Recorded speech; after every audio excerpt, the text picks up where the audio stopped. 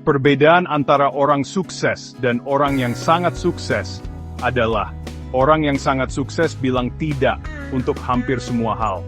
Kata-kata ini yang diucapkan oleh Warren Buffett punya makna yang dalam tentang meraih kesuksesan yang luar biasa. Gampang banget kita tergoda dengan kesempatan baru, dan akhirnya kita jadi sibuk sendiri ngejar semua hal yang datang. Padahal sukses sejati itu ada pada kemampuan kita untuk milih mana yang penting dan mana yang nggak penting. Kuliah dan dengan sopan menolak apa yang nggak sesuai dengan tujuan kita.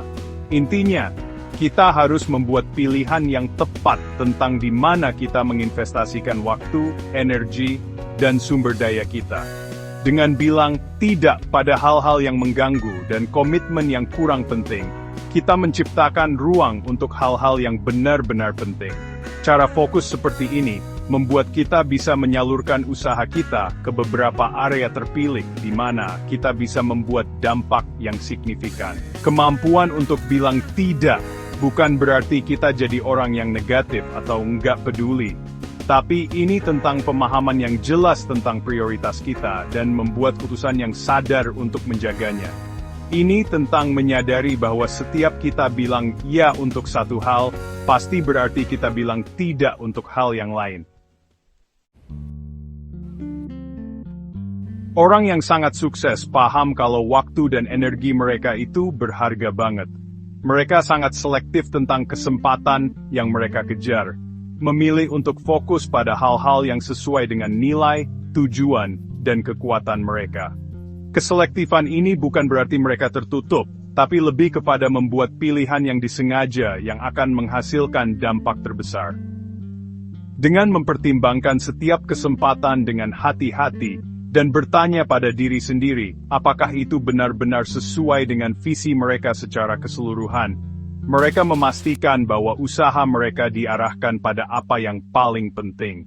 Pendekatan yang jeli ini memungkinkan mereka memaksimalkan dampak dan mencapai hasil yang luar biasa di bidang fokus yang mereka pilih.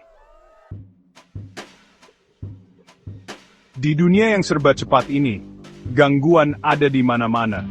Mulai dari banyaknya email dan notifikasi, sampai daya tarik media sosial dan tekanan untuk melakukan banyak hal sekaligus.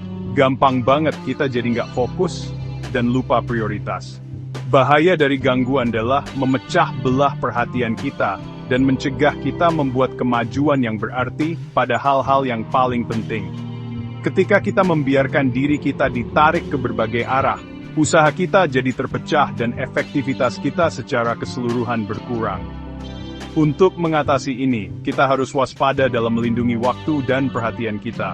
Ini berarti menetapkan batasan, meminimalkan gangguan, dan menciptakan ruang untuk kerja yang fokus.